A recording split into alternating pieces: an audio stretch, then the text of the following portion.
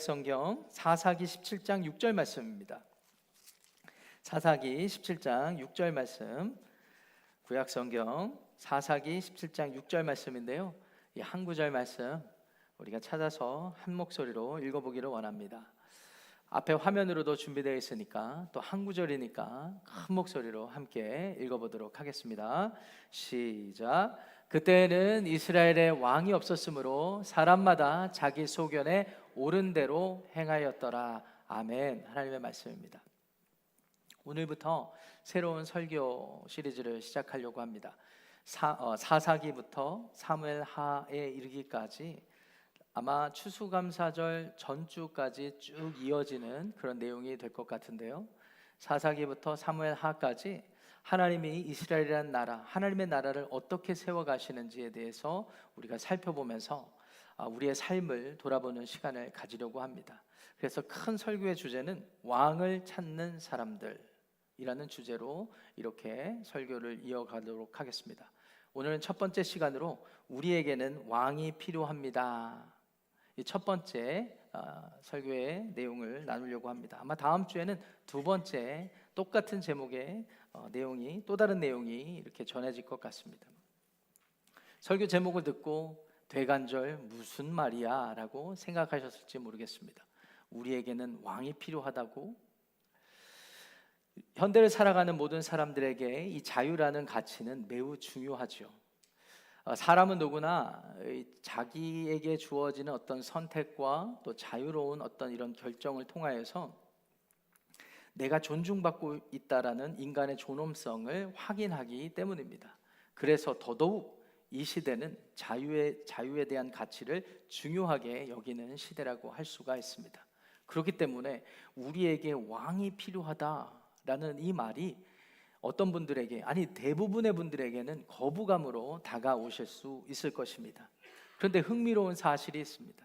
많은 사람들, 특별히 현대인들이 왕정체제, 어떤 정치 시스템, 그리고 어떤 사상 시스템으로서 왕이, 절대 군주가 있어야 되는 것은 거부하면서도 그 마음으로는 자신의 삶에 유형적인 것들, 무형적인 것들로 자신의 삶을 다스리게끔 여지를 내어드리고, 사실은 결과적으로 따져보면 자기가 만들어낸 그 가치, 자기가 중요하게 여기는 그 가치가 내 삶의 왕이 되어버리는 모습으로 살아가기 때문에 우리는 여전히 왕을 거부하는 시대를 살면서도 왕을 만들어 세워가고 있다라고 말씀드려 볼 수 있겠습니다.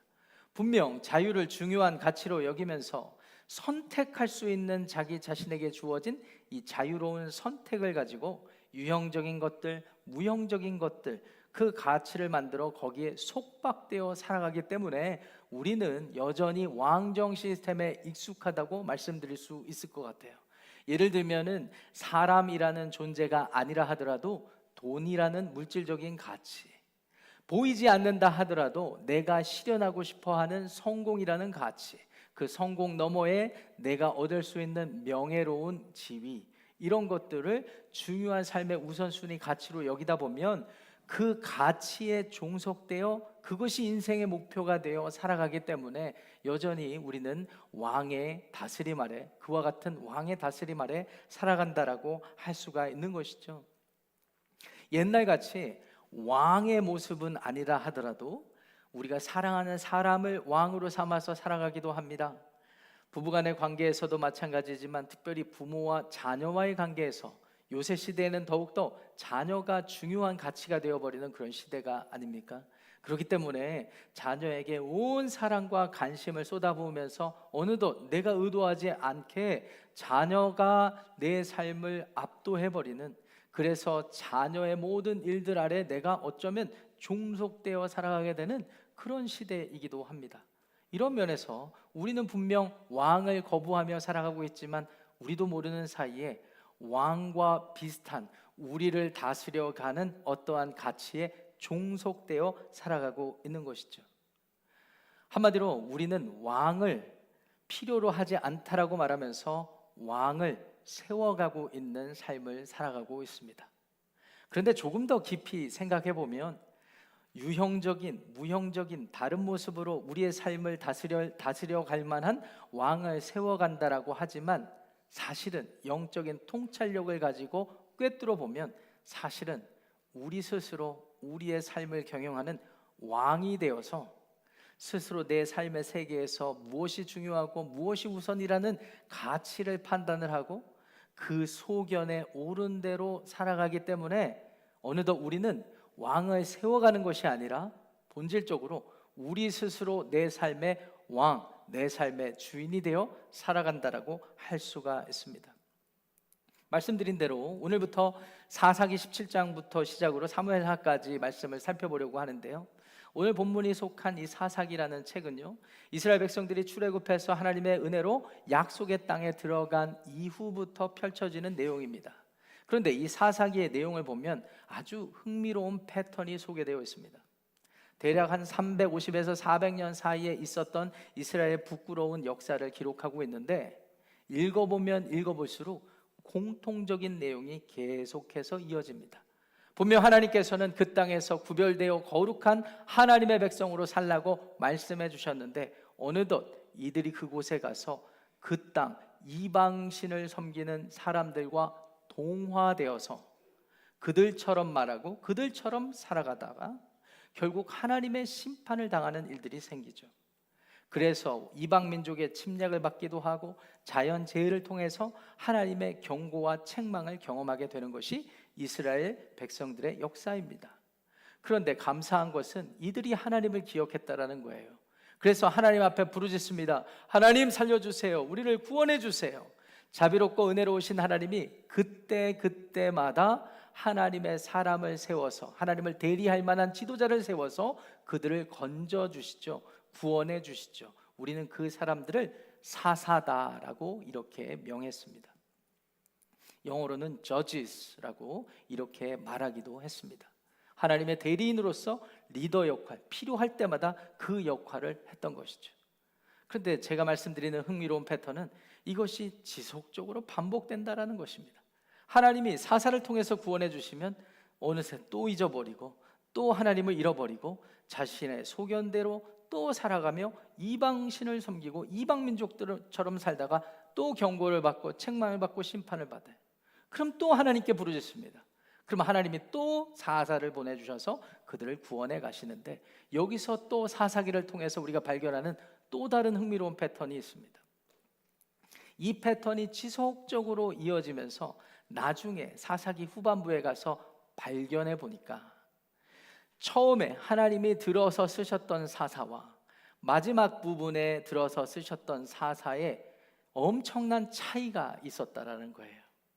한마디로 과거에는 운니엘 같은 사사를 통하여서 그래도 누가 보더라도 하나님을 대리할 만한 사사다라고 했다면 막판에 가니까 삼손과 같이 자기 정욕에 취해서 살고 자기를 증명하며 자기의 능력을 과시하는 이런 사람들을 하나님이 쓰실 수밖에 없는 시대로 되어버렸다는 것이죠.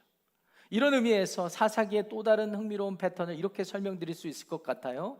하나님 앞에 범죄하고 심판받으면 구원을 요청하고 하나님의 구원이 있고 이 패턴이 이어가는데 이 패턴이 점점 상승하면서 하나님을 닮아가고 하나님의 백성으로 빚어져 가는 것이 아니라 점점 하강하면서 과거의 사사들이 보여주었던 하나님의 지도자, 대리인의 모습이 아닌 삼손과 같이 사사들도 같이 동반 추락하는 낭떠러지로 떨어지는 모습과 같은 나선형으로 지속적으로 수렁으로 빠져들어가는 역사를 우리에게 소개하고 있다는 것입니다.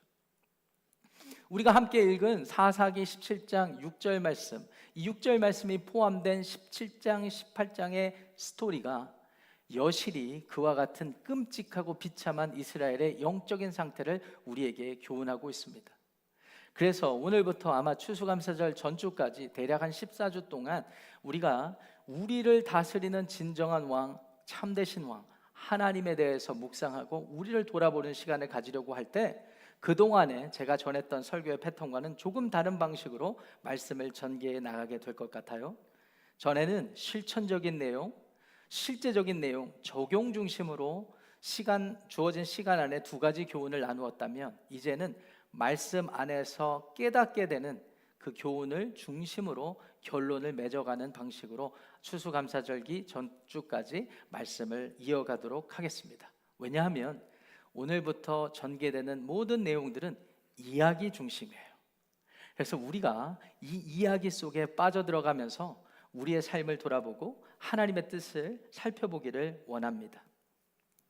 오늘 사사기 17장, 18장에 소개되는 내용을 통하여서 우리는 분명한 한 가지 사실을 얻기를 원합니다. 그것은 우리에게도 참되신 왕 하나님이 필요하다라는 사실입니다. 에브라임 산지에 미가라는 사람이 살았어요. 근데 이 미가의 집안은 보통 부잣집이 아니었던 것 같아요.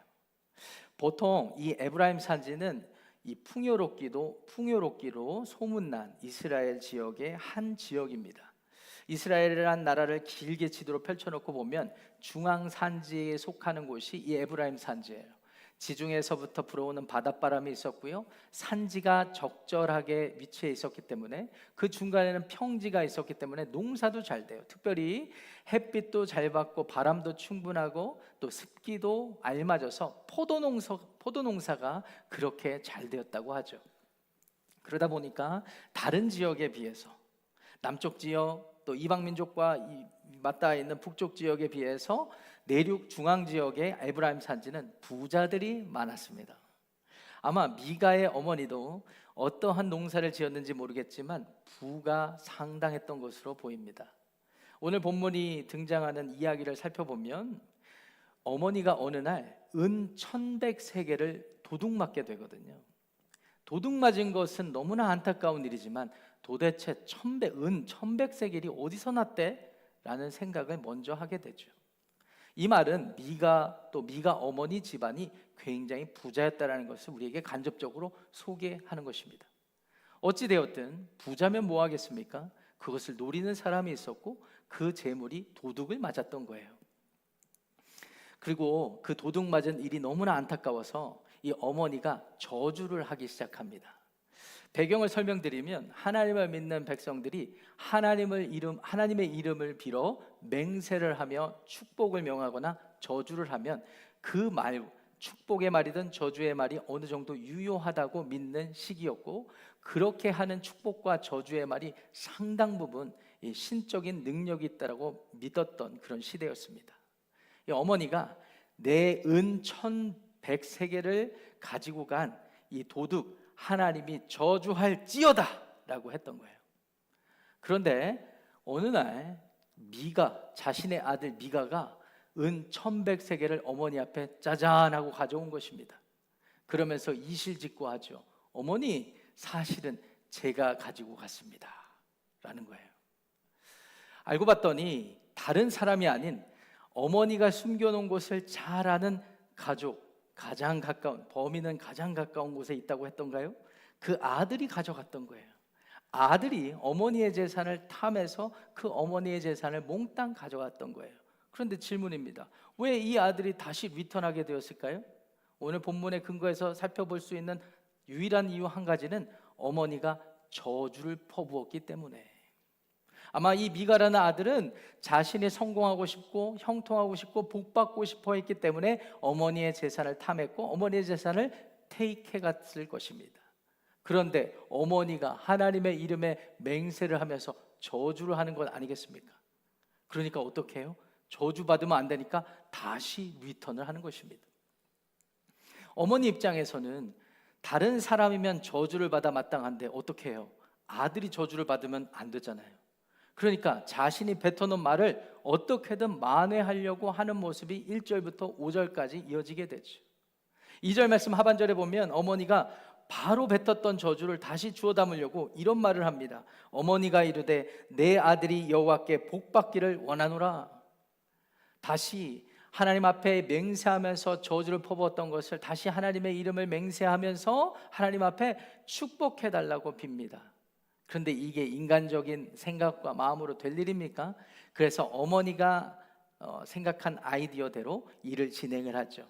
아들이 가져온 리턴한 1100세겔 중에 200세겔을 들여갖고 신상, 한마디로 우상을 만듭니다.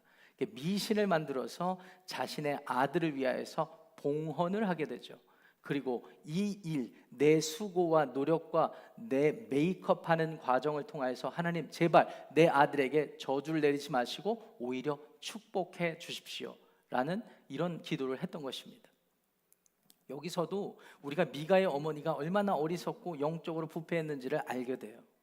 여러분, 하나님 앞에 맹세하여서 저주했다면 그것을 저주로 받아들여야 되는데 그것이 이익이 내 아들에 대한 것으로 연결되다 보니까 그것을 금세 뒤집어 엎습니다.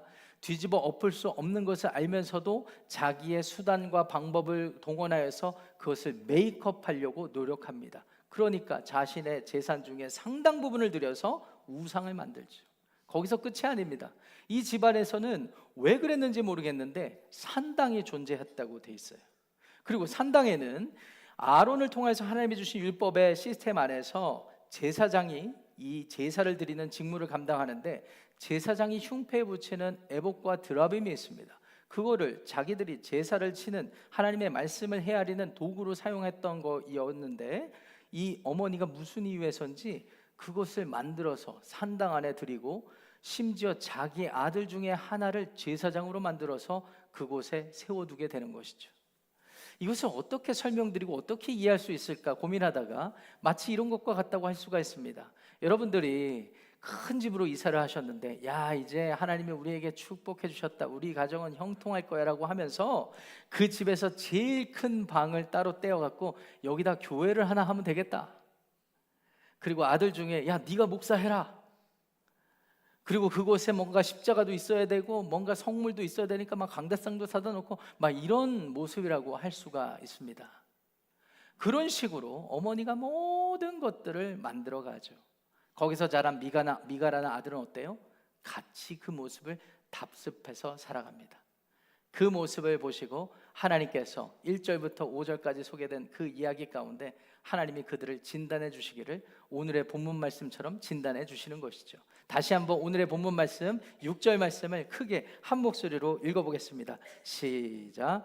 그때에는 이스라엘에 왕이 없었으므로 사람마다 자기 소견에 옳은 대로 행하였더라.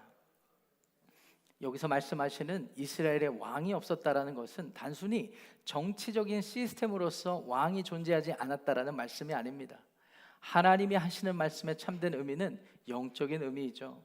하나님을 그들의 삶에, 하나님을 그들의 가정의 왕으로 모시지 않게 되니까 자기의 소견에 옳은 대로 행하며 살게 되었다. 이 정도로 살게 되는 모습이 있었다라고 하나님께서 진단하시고 고발해 주시는 것입니다.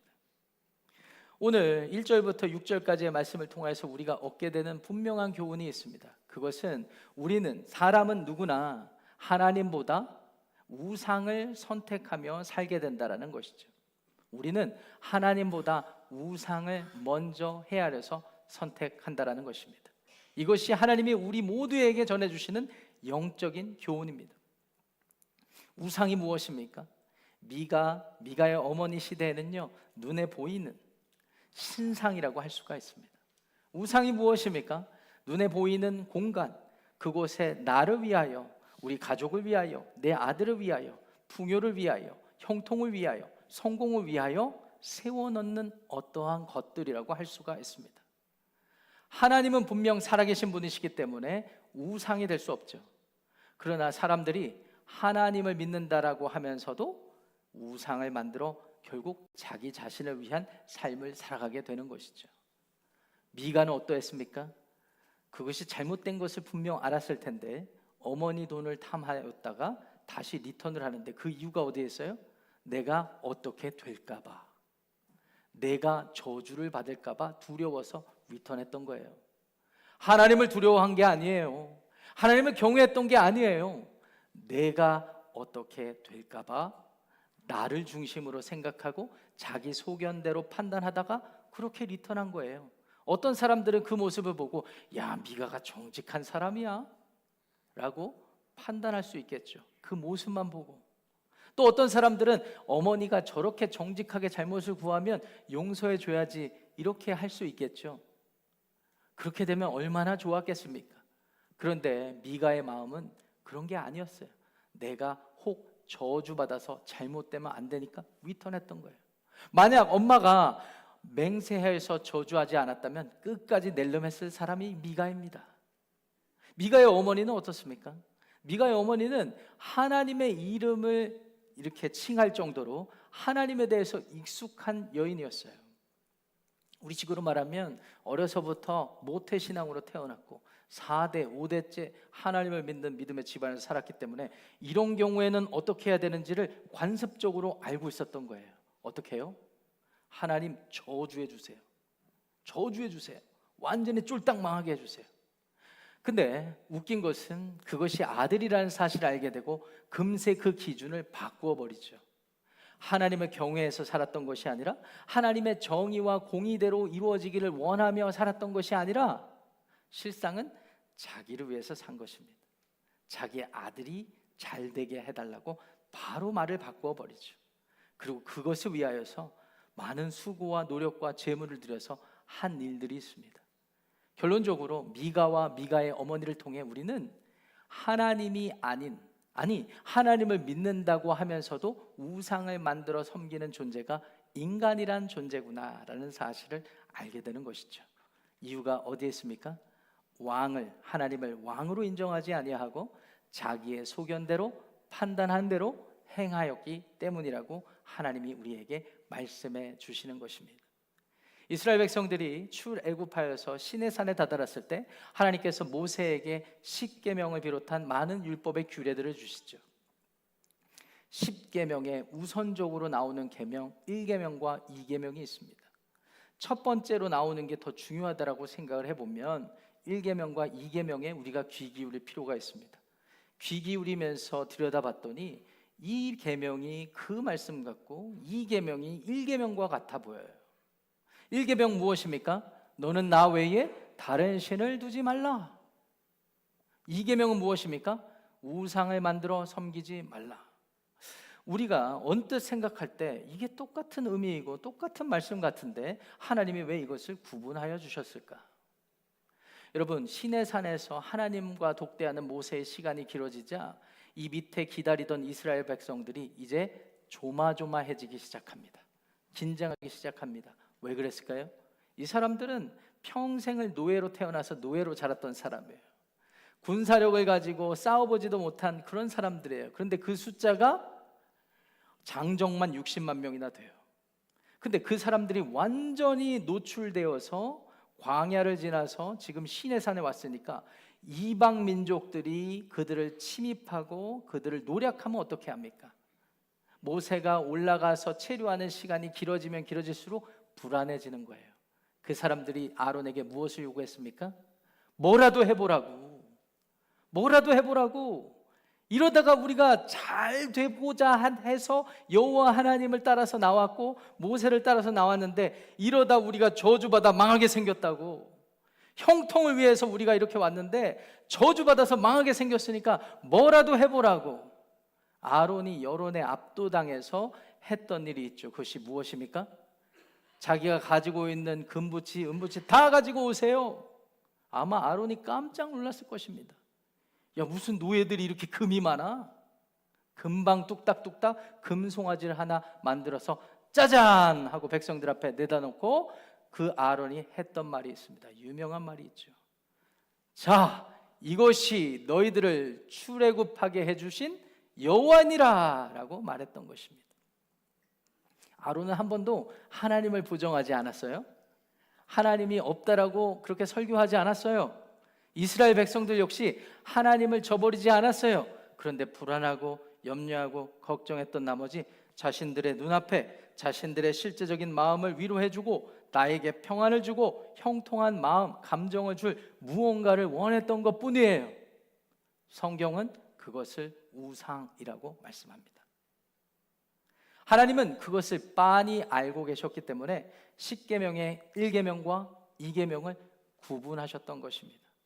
현대를 사는 그리스도인들에게도 이 영적인 진리는 여전히 유효합니다.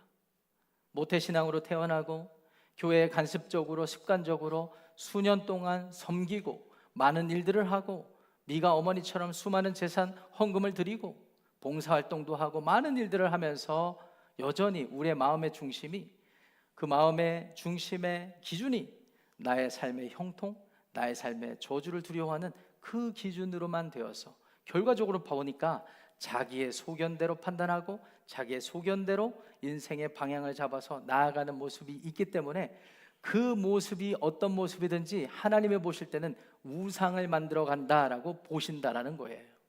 이유가 어디에 있습니까?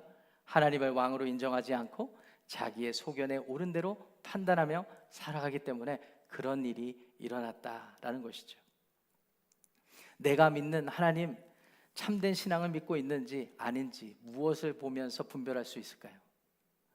하나님이 목표, 하나님이 목적이 되는 것이 아니라 하나님을 통해서 무언가를 이루어 가려고 하고 있다면 거짓된 신앙일 확률이 높고 우상 숭배일 수 있습니다. 종종 제가 드리는 말씀 중에 하나인데, 한국교회 어떤 권사님들 모임에서 오전에 수요 오전 예배를 잘 드리고 점심 식사는 유명한 오마카세 횟집 가서 배부르게 드시고 오후에는 예약된 곳으로 향합니다. 마사지샵?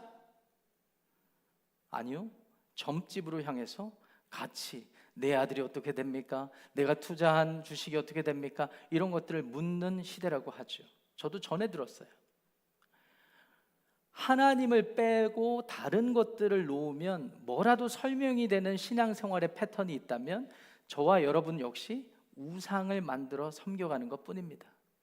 결국 하나님은 내가 원하는 것을 이루기 위한 하나의 수단에 불과한 것이죠.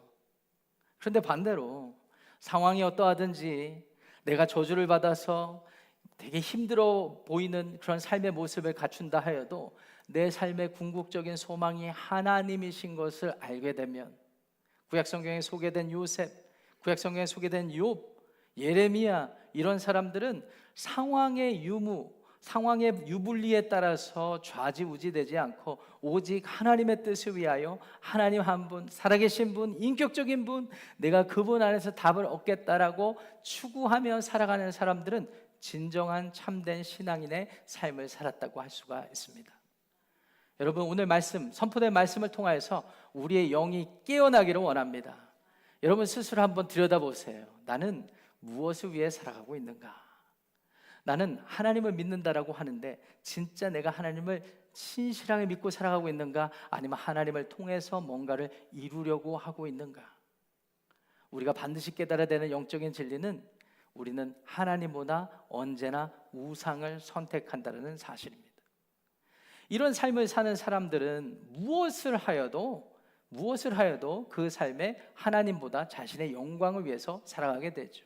그래서 사사기 17장 7절부터 18장 전체에 소개되는 이야기는 그 끔찍한 결과를 소개한다고 할 수가 있습니다. 미가가 어느 날 집에 있는데 여기저기 떠도는 사람처럼 보이는 레위인이 찾아옵니다. 가만히 봤더니 예사롭지 않은 사람이에요. 그래서 대화를 걸어봅니다. 근데 알고 봤더니 이 사람이 보통 사람이 아니었어요. 출신이 유다 베들레헴 사람입니다. 여러분, 지형적으로 말씀드리면 유다 베들레헴은 남쪽 지역입니다. 에브라임은 중앙 지역이에요. 갈릴리 지역은 위쪽 지역입니다. 그러니까 이 남쪽 지역에서 떠돌아서 돌고 돌다가 에브라임 산지에 왔는데 하필이면 미가를 만났던 거예요. 그런데 여기서도 참 흥미로운 사실이 있습니다. 하나님께서 여호수아를 통하여서 에브라임 므낫세 지파 포함한 12지파에게 땅을 분배해 주시고 레위 지파만 걷어서 그들에게 곳곳에 흩어져서 각 지파가 예배할 수 있는 일을 위해 섬기라라고 해서 어사인을 해주셨어요. 아마 모르긴 몰라도 이 레위인 사람은 유다 베들레헴 출신이라면 그 지역에 나고 자라면서 거기서 감당해야 되는 사명이 있었던 사람이에요. 그런데 왜 이 사람이 떠돌게 되었을까요? 알지 못합니다. 중요한 것은 자기가 하나님으로부터 어사인 받은 사명의 자리를 벗어났다라는 게 중요한 것입니다. 결국 미가가 그 사실을 자신의 집에 복음으로 받아들이고 초청하게 되죠. 그래서 10절, 11절 말씀 보시면 미가가 이런 제안을 합니다. 내가 해마다 은열과 의복 한 벌과 먹을 것을 주겠다. 한마디로 연봉을 상당히 쳐줄 테니까 우리 집안에 들어와서 제사장을 해주십시오 라고 말하고 있죠. 그런데 이 미가가 이렇게 제안할 때 가장 궁극적인 중요한 이유를 소개해주고 있는 구절이 10절 상반절입니다. 거기 미가가 연봉을 제시하면서 했던 이유가 여기 이렇게 소개되어 있어요. 네가 나와 함께 거주하며 나를 위하여 아버지와 제사장이 되라. 나를 위하여 하는 신앙, 나를 위하여 하는 수고, 나를 위하여 하는 노력을 미가가 보여주고 있는 것이죠. 아버지는 영적인 지도를 해달라는 의미입니다. 제사장은 레위인이니까 더 정통성 있는 제사장으로서 우리 집에서 역할을 해달라는 의미이죠. 그런데 11절에 이 레위인이 어떻게 반응합니까? 그 제안을 만족하게 생각했다라고 되어 있습니다. 유다 베들레헴 지역에서 어사인 받은 사명은 아랑곳하지 않고 거액의 연봉을 제시받으니까 그곳에 와서 만족하면서 살다가 결과적으로 어떻게 됐어요? 11절 하반절에 내 아버지가 되어달라고 했는데 뭐라고 되어 있어요? 그 청년이 미가의 아들 중 하나같이 되었다. 하나님이 주신 사명의 자리를 벗어나니까 결국 이방의 여러 가지 문화에 종속되어서, 한마디로 아버지로서 영적인 지도력을 발휘하는 사람이 아니라 그들의 아들같이 된 것이죠. 결국 미가가 쪼물딱 하는 대로 그 집안에서 제사장 역할을 하며 근근히 만족하며 살아가는 삶에 지나지 않게 되었습니다. 결국 누구를 위한 신앙이었는가? 13절 말씀 보니까 미가가 혼잣말처럼 하는 말이 있어요. 이 말씀 중요하니까 한 목소리로 읽어보겠습니다. 시작. 미가가 이르되 레위인이 내 제사장이 되었으니 이제 여호와께서 내게 복 주실 줄을 아노라. 지금 스스로 말하기를, 야, 그전에는 우리 어머니가 형제 중에 하나를 골라서 제사장 삼고, 야, 우리도 교회 하자, 뭐 이런 식으로 했다라는 거예요. 근데 이제는 정통성까지 갖추었어요. 사명의 자리를 벗어난 떠돌이 레위인 데려다 놓고 우리 집안에 딱 데려다 놓으니까 이제 다 갖추었다. 우리는 이 모습을 통하여서 우리가 추구하는 참신앙에 대해 생각하게 되는데, 이 두 번째 교훈입니다. 우리는 신앙보다 신앙을 종교로 바꾸어버리는 존재라는 사실입니다. 우리는 믿음을 종교로 바꾸어버려요. 자기 소견의 판단이 옳은 대로 벗어나기 시작하니까 그 다음부터 자기 생각대로, 자기 판단대로 하다 보니까 우리가 하는 것은 하나님과 인격적인 관계에서 나타나는 믿음의 표현, 믿음의 열매가 아니라 그냥 종교적인 시스템을 만들어가는 모습으로 살아가게 되는 것이죠. 시간 관계상 18장 전체를 다 소개할 수는 없을 것 같아요. 18장에도 보면 이 끔찍한 비극이 점점 확장되는데, 하나님은 18장 이야기를 통해서도 단지파, 이스라엘 온 지파 사람들이 그와 같은 종교 생활에 빠지게 되었다라는 것을 우리에게 소개해주고 계십니다. 오늘을 사랑하는, 현대를 살아가는 모든 그리스도인들도 마찬가지라고 생각합니다. 우리가 영적으로 분별하고 깨어있지 않으면 우리가 하나님을 하나님으로 믿는다라고 믿고 따르는 삶이 이게 참 신앙생활인지 아니면 나의 의를 위해서 살아가는 종교 생활인지 구분이 안 돼요. 겉으로 드려지는 예배, 겉으로 드려지는 봉사와 헌신의 모습은 똑같은 모습입니다. 아니, 어떤 면에서는 나의 의를 위해서 하는 게 더 열심으로 보일 때도 있어요. 그래서 많은 사람들이 착각합니다. 야, 저 사람 신앙 좋다, 저 사람 진짜 신앙생활 잘한다. 근데 하나님만 아시죠. 하나님만 아시죠. 이건 너를 위해서 하는 거야. 너를 위해서 쌓아가는 종교에 불과한 거야. 정신 차리라 라고 말씀하시는 거예요. 이 하나님 말씀입니다. 이런 의미에서 오늘 6절 말씀이 영적인 진리를 우리에게 밝히 드러내 주시는 거예요. 그때에는 누가 없어요? 왕이 없으므로 각자 자기 소견의 판단대로 행하였더라. 하나님이 인간 세상을 보시면서, 우리를 보시면서, 저와 여러분들을 보시면서 보시는 마음이라고 생각합니다. 여러분, 본디 사람은 이런 존재입니다. 로마서 7장 8절에 가시면 사도 바울이 아주 우리에게 생각할 만한 중요한 영적 교훈을 알려주죠. 화면으로 소개되어 있는데요, 제가 여러분들을 위해서 읽어보겠습니다. 죄가 기회를 타서 계명으로 말미암아 내 속에서 온갖 탐심을 이루었다라고 소개를 하죠. 저는 이 구절이 굉장히 중요한 구절이라고 생각해요. 죄가 기회를 타서 계명으로 하나님의 말씀도 내 속에 탐심을 이루게 만든다. 이 말씀은 어떤 의미일까요? 하나님의 말씀이 잘못된 게 아니에요. 예배 드리는 게 잘못된 게 아니에요. 헌신하는 거, 헌금하는 거, 미가의 어머니가 했던 모습 자체는 잘못됐다라고 할 수 없는 것들이 많아요. 그런데 뭐가 문제예요? 우리 안에 도사리고 있는 죄라는 것이 문제라는 거예요. 특별히 이 구절에서 중요한 표현이 죄가 기회를 타서라는 말이에요. 기회를 타다라는 말은 이 헬란 말의 배경을 연구해 보니까 이 군인들이 모이는 연병장을 의미합니다. 군인들이 왜 연병장에 모일까요? 전쟁을 벌이기 위해서, 전쟁에서 이기기 위해서 같이 모이게 된 것이죠. 죄가 딱 자리를 잡고 있어요. 그래서 그것이 하나님의 말씀이든 그것이 헌신의 모습이든 예배의 자세든 이런 것들이 다 들어오면 그것을 나를 위한 영광의 모습으로 바꿔버린다라는 것이죠. 하나님은 인간의 모든 인간의 상태가 이와 같다라고 우리에게 말씀해주고 계신 거예요. 그런데 여기서 끝이 아닙니다. 하나님은 자신의 독생자 아들 예수 그리스도를 우리 가운데 보내주셨습니다. 그를 죽이시고 십자가에서 다시 살게 하셨습니다. 다시 사신 예수님을 내 삶의 주인, 내 삶의 왕, 나를 다스려 주시는 왕으로 모셔드린 사람은 더 이상 이 죄에 종속되어서 속박되어서 살아가는 모습이 아니라 로마서 8장 1절과 2절 말씀대로 누구든지 8장 1절 2절 말씀 띄워주시겠어요? 함께 중요한 구절이니까 읽어보겠습니다. 시작. 그러므로 이제 그리스도 예수 안에 있는 자에게는 결코 정죄함이 없나니. 2절이 더 중요합니다. 이는 그리스도 예수 안에 있는 생명의 성령의 법이 죄와 사망의 법에서 너를 해방하였음이라. 우리는 자유를 추구하며 자유라는 가치를 매우 중요하게 여긴 나머지 왕을 거부하는 그런 시대를 살아갑니다. 그런데 우리 내면은 여전히 나를 다스려주는 또 다른 왕을 필요로 하며 살아갑니다. 그런데 나를 위하여 그 삶을 살아가다 보니까 죄와 사망의 구렁텅이에 빠져서 사사기에 등장하는 이스라엘의 부끄럽고 수치스러운 영적인 상태처럼 살게 되는 거예요.